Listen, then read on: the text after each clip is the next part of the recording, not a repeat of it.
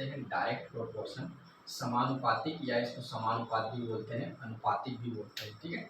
और जो इनडायरेक्ट जो होता है इसको इन्वर्स, कहीं पर इन्वर्स नाम से इसको डिनोट किया जाता है, डायरेक्ट प्रोपोर्शन या इन्वर्स प्रोपोर्शन, जिसको हम लोग बोलते हैं व्युत्क्रमानुपाती, ठीक है।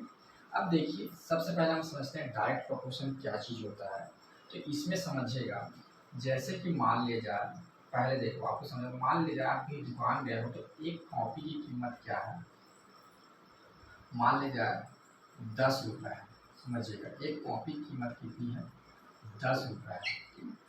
तो अगर 2 कॉपी लेंगे तो यही आपको कितना पड़ेगा, 20 रुपये पड़ेगा, ठीक है। अगर आप 3 कॉपी लेते हैं तो आपको कितना रुपया पड़ेगा, 30 रुपये देने पड़ेंगे उस दुकानदार। मैंने बोला कि अगर आप कहीं दुकान गए हैं और दुकान आप कॉपी खरीदने गए हैं, तो अगर एक कॉपी लेते हैं तो उसका मूल्य है 10 रुपये, तो 2 कॉपी लोगे तो 20 रुपये देना पड़ेगा, 3 कॉपी लेंगे तो 30 रुपये देना पड़ेगा।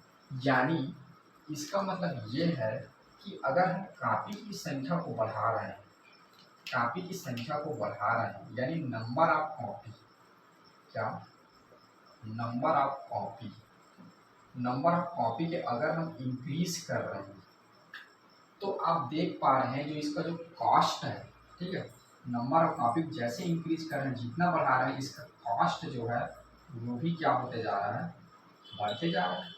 एक कॉपी ले रहे हैं तो 10 रुपये, 2 कॉपी ले रहे हैं तो 20 रुपये, 3 कॉपी ले रहे हैं 30 रुपये।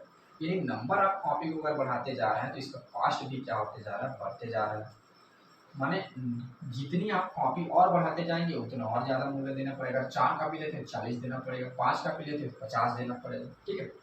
और मान लीजिए आप 3 कॉपी लेते हैं 30 रुपये पड़ता है, 2 कॉपी लेंगे तो 20 रुपये पड़ेगा, 1 कॉपी लेंगे तो क्या होगा, 10 रुपये पड़ेगा। यानी नंबर ऑफ कॉपी को यदि आप क्या कर रहे हैं, आप कम करते जा रहे हैं, तो क्या होते जा रहा है, इसमें आपका जो कॉस्ट जो होगा ये भी क्या होते जा रहा है, कम होते जा रहा है। 3 कॉपी लेते हैं 30 रुपये, 2 कॉपी लेते हैं तो 20 रुपये, और 1 कॉपी लेंगे 10 रुपये। माने आपको ये बताना चाह रहा हूँ कि जैसे आप एक चीज़ में वृद्धि करेंगे तो ऑटोमेटिक दूसरे चीज़ में भी वृद्धि होते जाएगी। एक चीज़ में अगर वृद्धि करते हैं तो दूसरे चीज़ में भी वृद्धि, नंबर ऑफ कॉपी में वृद्धि करें तो कॉस्ट भी वृद्धि होता है, नंबर ऑफ कॉपी कम करें तो कॉस्ट में भी क्या होते जाएगा, कम होते जा रहा है, ठीक है। यानी एक चीज़ को बढ़ाने से दूसरा बढ़ रहा है, दूसरा कम करने से दूसरा भी कम हो जा रहा है, पहला कम करने से दूसरा भी कम हो जा रहा है, ठीक है। अगर यहाँ पे क्या करूँ, नंबर ऑफ कॉपी को ए ले लूँ और कॉस्ट को बी ले लूँ, तो इसको मैं लिख सकता हूँ ए डायरेक्ट प्रोपोर्शनल टू बी, इसको इस साइन से डिनोट कर सकता हूँ। और ये जो साइन होता है ये हमारा कहलाता है समानुपातिक साइन या अनुपातिक साइन। ए समानुपात है बी का और ए अनुपातिक है बी का। इसका कहने का मतलब इक्वल अनुपात में हो रहा है, इधर बढ़ रहा है इधर भी बढ़ेगा, नंबर ऑफ कॉपी कम हो रहा है तो कॉस्ट भी कम हो रहा है। तो इसको हम क्या करते हैं, इस तरह से डिनोट करते हैं, ठीक है। ये रही बात समानुपात की डायरेक्ट प्रोपोर्शन की। अब इसमें जब हम प्रश्नों को सॉल्व करेंगे तो इसको कैसे लिखेंगे, इसको हम लोग लिखेंगे इस तरह से, नंबर ऑफ कॉपी रेशियो, ठीक है, या इशू पढ़ते हैं, ratio cost equal number of copy is to cost, ठीक है। अब आपको पता होगा कि इक्वल को हम लोग क्या लिखते हैं, प्रोपोर्शन लिखते हैं, ये ऐसा। तो जब भी हम प्रश्नों को सॉल्व करेंगे, ठीक है, तो सबसे पहले हम क्या करेंगे, नंबर ऑफ कॉपी, फिर उसके बाद उसका कॉस्ट रखेंगे, फिर प्रोपोर्शनल का साइन लगाएंगे, समानुपात का साइन लगाएंगे, फिर नंबर ऑफ कॉपी, फिर अनुपात का साइन, फिर कॉस्ट। यानी जितनी कॉपी रहेगी जितना कॉस्ट रहेगा यहाँ पे रखेंगे, जितनी कॉपी रहेगी जितना कॉस्ट रहेगा उसको यहाँ पे रखेंगे, ठीक है।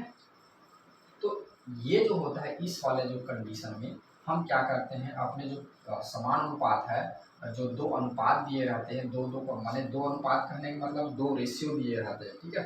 पहला रेशियो, दोनों दूसरे रेशियो, उसको इस तरह से हम क्या करते हैं, उसको रखते हैं और इसमें प्रश्नों को रख के फिर हम आगे सॉल्व करते हैं, ठीक है। तो ये आप लोगों ने समझा डायरेक्ट प्रोपोर्शन, जिसमें क्या होता है सेम दोनों में बढ़ता है, एक तो दूसरा भी बढ़ता है, दूसरा कम होता है, पहला कम होता है दूसरा भी कम होता है। अब देखिए जो इनडायरेक्ट जो प्रोपोर्शन है या जिसको हम लोग बोलते हैं इनवर्स प्रोपोर्शन, सेम इसका क्या होता है, अपोजिट होता है, ठीक है। इसका कहने का मतलब जैसे देखिए मान लीजिए कोई वर्क है, कोई कार्य है, ठीक है, कोई कार्य में अगर मान ले जाए किसी एक वर्कर, समझिएगा बात को, एक जो वर्कर है किसी कार्य को क्या कर रहा है, वो 20 दिन में पूरा, 20 आवर्स में पूरा कर रहा है, समझिएगा। एक वर्कर किसी काम को क्या कर रहा है, 20 घंटे में पूरा कर रहा है, ठीक है।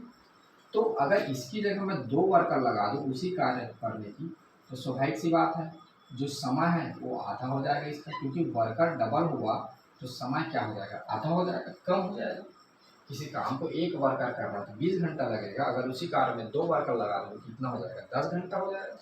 इसी तरह मान लीजिए वर्कर की संख्या बढ़ाता हूँ, मान लीजिए मैं 4 वर्कर लगाता हूँ तो जो मेरा समय होगा कितना घंटा हो जाएगा, 5 घंटा हो जाएगा और कम हो जाएगा। यानी आप इसमें देख पा रहे हैं कि जैसे जैसे मैं वर्कर की संख्या बढ़ाते जा रहा हूँ मेरा तो समय कम होते जा रहा है।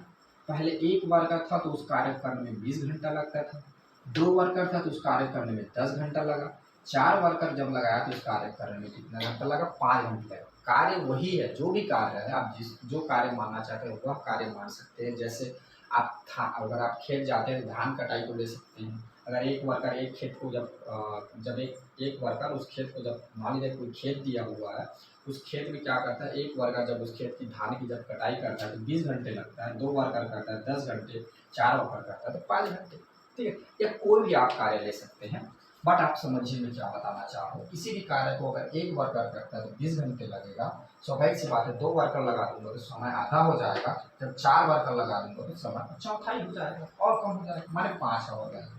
यानी आप यहाँ से क्या देख रहे हैं, इससे क्या कंक्लूजन निकल रहा है कि यदि क्या करें, किसी भी कार्य को करने के लिए यदि हम नंबर ऑफ वर्कर को अगर बढ़ाएं तो आप देख पा रहे हैं जो हमारा टाइम टेकन समय है, जो हमारा टाइम टेकन है, जो हमारा समय है वो क्या हो रहा है, कम हो जा रहा है। नंबर को जैसे बढ़ा रहे हैं वर्कर की संख्या को, हमारा समय उतना ही क्या लगते जा रहा है, कम लगते जा रहा है। इसी को थोड़ा उल्टा सोच के देखते हैं। मान लीजिए कोई कार्य को 4 वर्कर करता है तो 5 घंटे लगता है, 2 वर्कर कर रहा है तो 10 घंटे लगता है, 1 वर्कर कर रहा है तो 20 घंटे लगता है। यानी जैसे हम वर्कर की संख्या को कम करते जाते हैं, ठीक है, नंबर ऑफ वर्कर, वैसे वैसे क्या होते जा रहा है, हमारा जो समय है ये क्या होते जा रहा है, वृद्धि होते जा रहा है। उल्टा जस्ट पहले देखिए, पहले हम यहाँ क्या कर रहे हैं, वर्कर जैसे बढ़ाते जा रहे हैं समय वैसे ही कम होते जा रहे हैं, और जैसे हम वर्कर को कम कर रहे हैं समय उतना ही हमको क्या लगते जा रहा है, ज़्यादा लगते जा रहा है। यानी इसमें क्या हो रहा है, एक में वृद्धि करने से दूसरी कमी हो रही है, एक में कमी करने से दूसरी क्या हो रही है, वृद्धि हो रही है।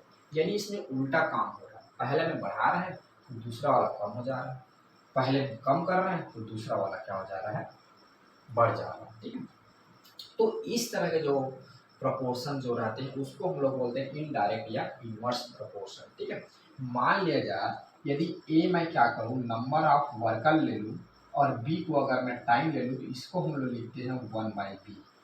ए को मैं क्या ले लूँ, वर्कर ले लूँ, और बी को मैं टाइम ले लूँ तो इसको लिखते हैं 1/b। इसको हम लोग पढ़ेंगे ए व्युत्क्रमानुपाती 1/b, ए इनडायरेक्ट प्रपोर्शन 1/b, या नहीं 1/b ए नहीं 1/b बोलने की जरूरत नहीं है, 1/b बोलेंगे तो फिर चेंज हो जाएगा। यहाँ बोलेंगे ए व्युत्क्रमानुपाती है बी का, ठीक है, 1/b पढ़ेंगे इसको। ए अनुक्रमानुपाती है बी का, क्योंकि अनुक्रमानुपाती ही कहने का मतलब 1/b हो जाएगा, ठीक है। तो ए अनुक्रमानुपाती बी का, ए इनडायरेक्ट प्रपोर्शन बी या inverse proportion, A inverse proportion is B, ठीक है। तो ये हमारा होता है इनवर्स प्रपोर्शन व्युत्क्रमानुपाती, ठीक है। अब देखिए इसमें जब हम प्रश्नों को सॉल्व करेंगे तो इसमें कैसे सेटअप करते हैं, तो इसमें हम लोग लिखते हैं number of worker is to number of worker, ये प्रपोर्शन, ठीक है, टाइम प्रपोर्शन टाइम, ये ऐसे हम क्या करते हैं इसमें सेटअप करते हैं, ठीक है। इसमें जब प्रश्न को हम सॉल्व करेंगे पहले इसमें रहेगा नंबर ऑफ वर्कर, ये वर्कर, फिर नंबर ऑफ वर्कर, फिर समय, फिर समय, ठीक है। यहाँ पर एक बात ध्यान रखिएगा, यदि हम नंबर ऑफ वर्कर को कम से स्टार्ट करके ज़्यादा वर्कर रखते हैं तो यहाँ पर भी जो इसका जो समय रहेगा पहले कम समय को रखेंगे, फिर उसके बाद हम क्या करेंगे लास्ट में ज़्यादा समय को रखेंगे। पहले मान लीजिए हम ज़्यादा वर्कर रखते हैं, फिर दूसरा में हम कम वर्कर रखते हैं, तो इसमें भी सबसे पहले हम ज़्यादा समय को रखेंगे, फिर हम क्या करेंगे कम समय को रखेंगे। ठीक है, देखिए कि प्रश्नों कैसे सॉल्व कर रहे हैं। Number of worker, number of worker, number of worker ratio, number of worker, ठीक है, समानुपात टाइम, समानुपात टाइम। ठीक है, पहले बताया इधर अगर कम वर्कर रखते हैं फिर ज़्यादा, तो पहले हम कम टाइम रखेंगे फिर ज़्यादा टाइम रखेंगे। ठीक है, फिर हम बताया अगर पहले हम ज़्यादा वर्कर रखते हैं फिर कम वर्कर रखते हैं, तो पहले हम ज़्यादा समय रखेंगे फिर कम रखेंगे। ऐसा क्यों, देखिए इसको थोड़ा सा हम समझते हैं, इसको मैं बातों को आपको समझाता हूँ अच्छे से। देखिए ये मान लीजिए मैं इसको मानता हूँ ए, समझिए मेरी बातों को, इस टाइम को मैं मानता हूँ बी, और इसको मैं मानता हूँ सी, और इसको मैं मानता हूँ डी। अब देखिएगा समझिए आपको क्या रहेगा प्रश्न, क्योंकि हम लोग समानुपात का प्रश्न पढ़ रहे हैं, प्रपोर्शन का प्रश्न पढ़ रहे हैं, यानी इसमें क्या रहेगा दो रेशियो रहेगा, और दो रेशियो का एक साथ कम्बिनेशन रहेगा, और उसमें हमको क्या करना रहेगा, यानी दो रेशियो, यानी एक रेशियो में दो बातें रहती है, एक रेशियो दो वस्तुओं से मिलकर बना रहता है, दो चीज़ों से मिलकर बना रहता है, तो एक प्रपोर्शन की बात की जाए तो दो रेशियो रहता है, यानी उसमें चार बातें रहेगी। ठीक है, तो उसी तरह से मान लीजिए एक मैं लेता हूँ, समझिएगा मेरी बात को, ए और एक लेता हूँ ए और A/B। ठीक है, एक रेशियो लेता हूँ, ये क्या है मेरा फर्स्ट रेशियो है, और एक दूसरा रेशियो लेता हूँ C/D, ये मेरा क्या चीज़ है सेकंड रेशियो है।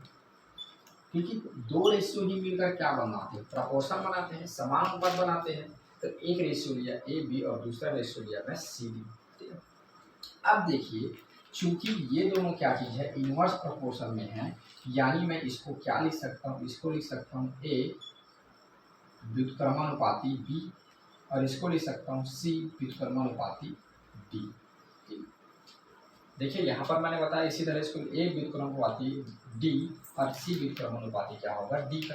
अब देखिए यहाँ पर अगर मैं लेफ्ट लेफ्ट का मल्टीप्लाई करता हूँ तो यहाँ पर क्या हो जाएगा आपस, सॉरी एक ही यहाँ पे मैं मिस्टेक कर रहा हूँ, थोड़ा सा देखिए इसमें थोड़ा सा हम और आगे आएंगे। देखिए इसको मैं ऐसा लिख सकता हूँ, इसको अगर वन, इसको मैं क्या लिख सकता हूँ उलट दूँ, तो इसको मैं लिख सकता हूँ 1/C और इसको मैं लिख सकता हूँ D। ठीक है, देखिए C व्युत्क्रमानुपाती D, तो इसको लिख सकता हूँ 1/C व्युत्क्रमानुपाती क्या कर सकता हूँ D लिख सकता हूँ। अब देखिए यहाँ पर जब लेफ्ट का लेफ्ट के साथ मल्टीप्लाई करूँगा, यानी क्या होगा A का जब मल्टीप्लाई होगा, A का मल्टीप्लाई होगा 1/C के साथ व्युत्क्रमानुपाती और राइट का राइट के साथ, तो ये हो जाएगा 1/B दिया हुआ इंटू D, तो ये मेरा हो जाएगा A/C व्युत्क्रमानुपाती और D/B। तो इसमें अगर मैं इसको हटा दूँ, उसके जगह इक्वल साइन लगा दूँ, तो A/C इक्वल हो जाएगा D/C का, और इसको और आगे लिखूँ तो ये मेरा हो जाएगा A/B समानुपात, ये C आएगा, ये C आएगा D ऐसे। ठीक, यहाँ पर देखिए ये लिख दिया AC अनुक्रमानुपाती B/D दिया हुआ, तो इसको AC इक्वल लिख सकता हूँ B/D, तो ये A/C समानुपात D क्या हो जाएगा B हो जाएगा। अब इस बात से समझिए, इस बात से आपको समझ में आ रहा है, देखिए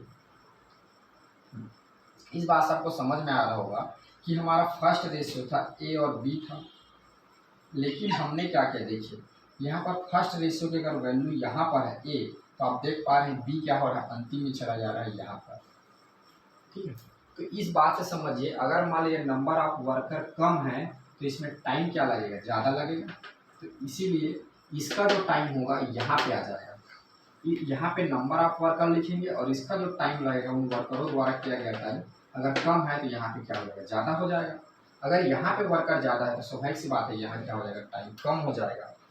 मतलब जब भी हम प्रश्न को सॉल्व करेंगे तो इस वर्कर का टाइम को यहाँ अंतिम में रखेंगे, आप यहाँ से समझ सकते हैं।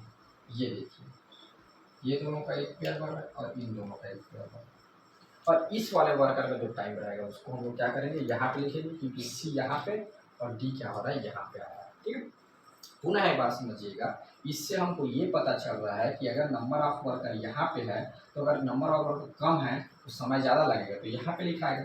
अगर वर्कर ज़्यादा है तो समय यहाँ पे कम लगेगा, यानी इसका हम यहाँ पे लिखेंगे और इसका हम यहाँ पे लिखेंगे जब हम प्रश्न को सॉल्व करेंगे। तो ठीक है, तो इसीलिए इतना सारा बात आपको बता रहा हूँ, इसीलिए आपको लिखा हूँ इधर कम है तो इधर ज़्यादा रहेगा, इधर भी कम इधर भी ज़्यादा, तो ऑटोमेटिक क्या हो जाएगा, उल्टा हो जाएगा, यहाँ पे कम है यहाँ ज़्यादा हो जाएगा, यहाँ ज़्यादा है यहाँ कम हो जाएगा, क्योंकि ये इनडायरेक्ट प्रोपोर्शन है, इनवर्स प्रोपोर्शन है। ठीक है, अगर एक बढ़ रहा है तो दूसरा कम होगा, दूसरा कम हो रहा है तो पहला क्या होगा, बढ़ेगा। ठीक है, तो आप लोग ध्यान रखिएगा कि वैल्यू को इसमें कैसे पुट करना है। ये थोड़ा हटके वैल्यू है, इसकी वैल्यू अंतिम में लिखाएगा और इसकी वैल्यू यहाँ पे लिखाएगा जब आप प्रश्न को सॉल्व करेंगे, जो भी रहेगा उसको। ठीक है, इसको भी थोड़ा सा समझ लेते हैं। अगर मैं इसको मैं मान लूँ ए और इसको मैं मान लूँ बी और इसको मैं मान लूँ सी और इसको मैं मान लूँ डी। ठीक है, तो देखिए चूंकि हम लोग प्रपोर्शन पढ़ रहे हैं, समान अनुपात पढ़ रहे हैं, माने दो अनुपातों का मिक्सर होगा, तो ए बी मान लीजिए मेरा क्या है, फर्स्ट रेशियो है, फर्स्ट अनुपात है, और सी और जो डी क्या है ये मैं मान लेता हूँ ये सेकंड रेशियो है, दूसरा अनुपात है। ठीक है, ये समझिए। अब देखिए ये क्या चीज़ है, ए ये क्या चीज़ है, समानुपातिक पढ़ रहे हैं, डायरेक्ट प्रोपोर्शन पढ़ रहे हैं, तो एक डायरेक्ट प्रोपोर्शन होगा बी का और सी डायरेक्ट प्रोपोर्शन होगा किसका, डी का। आया बात समझ, ये ठीक है। तो इसको हम लोग क्या कर सकते हैं, ऐसा लिख सकते हैं, क्योंकि सी डायरेक्ट प्रोपोर्शन है डी का, तो यहाँ पे लिख सकते डी डायरेक्ट प्रोपोर्शन होगा सी का। लिख सकते हैं कि लिख सकते हैं, बिल्कुल। इसको इधर ले, इसको इधर ले, स्वाभाविक सी बात है ना, अगर नंबर ऑफ कॉपी बढ़ रहा है तो कास्ट बढ़ेगा, और अगर कास्ट बढ़ेगा तो स्वाभाविक बात है नंबर ऑफ कॉपी बढ़ेगी, तो इसको हम लोग ऐसा लिख सकते हैं। ठीक है, अब देखिए यहाँ क्या कर रहा हूँ, लेफ्ट का मल्टीप्लाई लेफ्ट के साथ कर रहा हूँ और राइट का मल्टीप्लाई मैं क्या कर रहा हूँ, राइट के साथ कर रहा हूँ। ये देखिए, तो इसको मैं ऐसा लिख सकता हूँ ए डिवाइड बाई बी, ठीक है, direct proportion C divide by D. ठीक है, अगर मैं इसको हटा दूँ, इसको इक्वल मान लूँ, तो ए बाई बी इक्वल हो जाएगा सी बाई डी, तो ये मेरा आगे हो जाएगा ए इज टू बी, ठीक है, समानुपात सी इज टू क्या हो जाएगा, डी हो जाएगा। ये देखिए, यानी इसका कहने का मतलब अगर फर्स्ट रेशियो की वैल्यू आप यहाँ रखते हैं तो सेकंड रेशियो की फर्स्ट, अगर फर्स्ट रेशियो में देखा जाए फर्स्ट वैल्यू को अगर यहाँ रखते हैं, सेकंड वैल्यू उसके जस्ट बाद रहेगा, सेकंड वाला रेशियो क्या रहेगा, प्रपोर्शन के बाद रहेगा, यानी इसका ये फर्स्ट वैल्यू यहाँ रखें, सेकंड वैल्यू जस्ट उसके बाद रखें। ठीक है, यानी नंबर ऑफ कॉपी और इसका ही रेट को आप क्या करेंगे, यहाँ पर रखेंगे, नंबर ऑफ कॉपी यहाँ लिखेंगे और इसके जो प्राइस है उसको क्या करेंगे, आप यहाँ पर लिखेंगे। ये होता है किसमें, डायरेक्ट प्रोपोर्शन में। बट आपका जो इनडायरेक्ट प्रोपोर्शन होता है इसमें चेंज हो जाता है, फर्स्ट की वैल्यू अंतिम में लिखाता है और सेकंड की वैल्यू उसके बाद ही लिखाता है।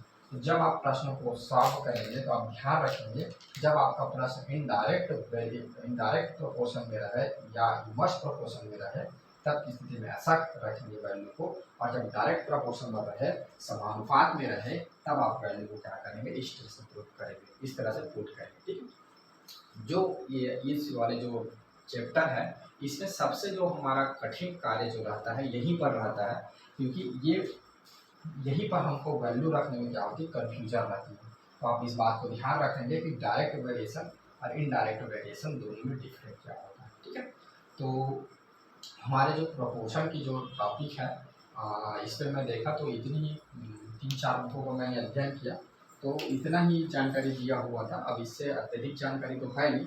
बाकी अन्य अन्य जगहों पे अन्य अन्य बुकों में अलग अलग तरीके से अपने अपने तरीके से जानकारी को इधर उधर करके लिखा हुआ है।